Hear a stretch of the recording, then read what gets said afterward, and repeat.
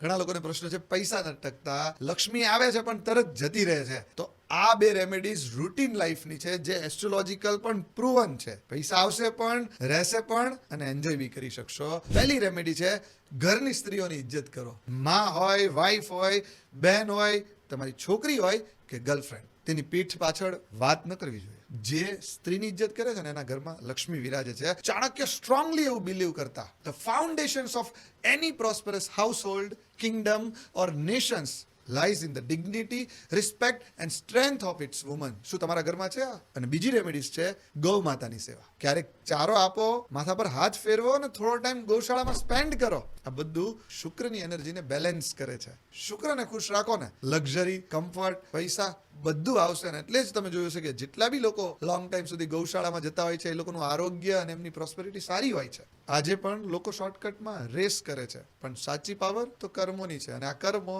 Spiritually અને એસ્ટ્રોલોજીકલી align હોવા જરૂરી છે. શું તમે આ કામ કરો છો? કાલથી જ શરૂ કરી દો. હરે કૃષ્ણ.